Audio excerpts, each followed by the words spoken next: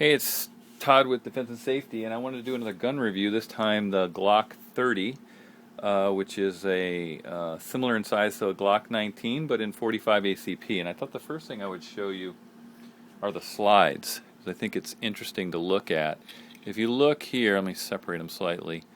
The Glock 30 is here on the right, and you can see. I don't know if it shows up well here, but the slide is almost 50% thicker, especially when you look up here, up towards the front there. Get it to shine up a little bit more, but about twice as thick the sides of the actual slides. And then, of course, when you see them side by side, you can see it's noticeably thicker. And on the Glock 30, which is on the left, it actually bevels in a little bit here on the top and the sides, which I guess helps with reholstering. But in general, the slide is at the identical length. And then if we compare, this is the Glock 30 frame here to the Glock, this is the Glock 30, sorry, to the Glock 19, you can see it's almost the identical length. The Glock 30 is slightly shorter out to the rail. I guess if you line up the locking blocks, it's a little longer in the back. And then, I guess the main point I wanted to talk about was just what this pistol is like to handle, and I think it's easiest to compare it to a Glock 19 because so many people have one or have shot one. Oops, great. So I thought I'd do a quick comparison. This is the SF version, which stands for slim frame, short frame. And what they do is they take a little bit out of this back part. I don't know if you can tell that easily here. They take a little bit out of this area, which basically gives you the reach to the trigger now is about 2 millimeters shorter than on the regular, compared to a regular Glock 21 or Glock 30. So the SF just gives you a little bit shorter length from here to here.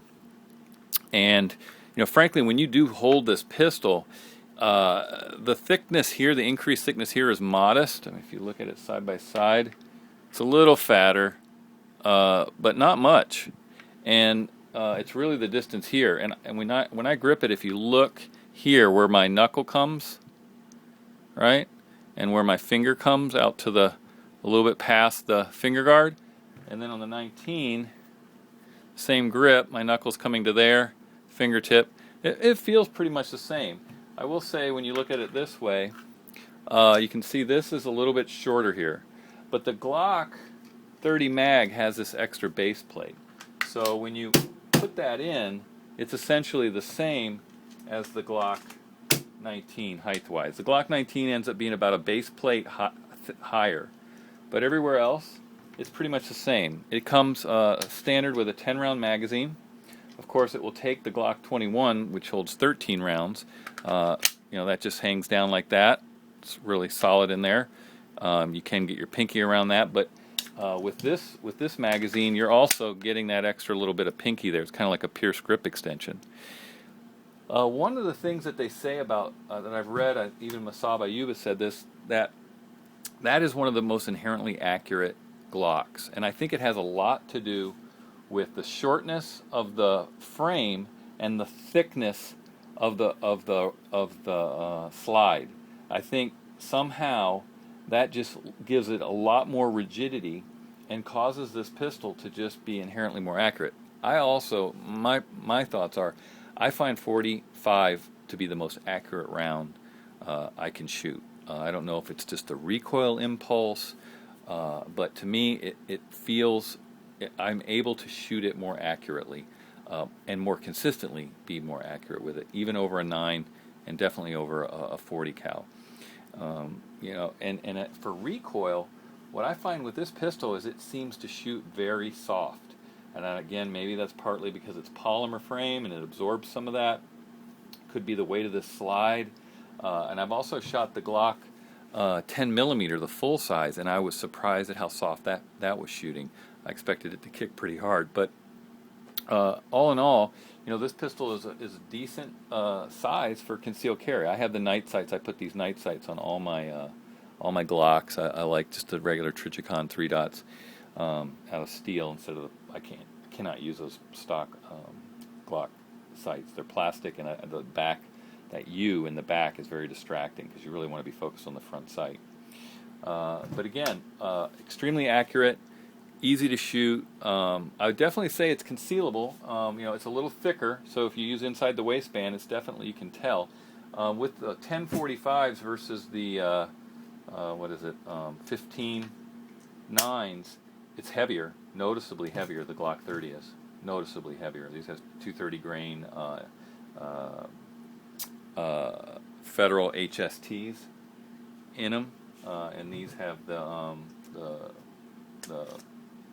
Gold Dot plus P124s. So this is noticeably lighter. If I were carrying it all day, I would prefer the 19 over the Glock 30. Plus the thickness for me, it's a little thick. I'm a more on the thinner side, and so a smaller, thinner pistol is easier for me to carry. But it's still a great pistol. I use this, for social work around the house. It's one of my backup pistols within the home. It stays loaded and secured. And I keep the extra mag, which is the Glock 21 mag. So again, this is a really nice pistol. It's definitely worth looking at if you're looking for a small size 45. I actually had a full size M&P 45, and I actually ended up getting rid of it for this, mainly because I wanted something a little more compact. And to me, the M&Ps kind of feel like a Honda. There's just not a lot of character to them. And I didn't like it. It didn't bond with me or something. Like I couldn't become one with the gun.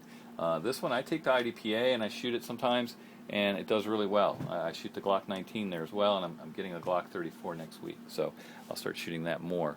But all in all, when you look at them side by side, they're pretty comparable, just a little thicker here and obviously heavier.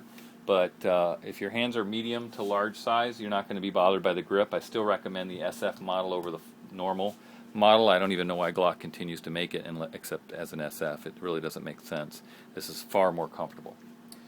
So again, this is Todd with Defense and Safety and a review on the Glock 30 and 45 ACP. Thanks for watching.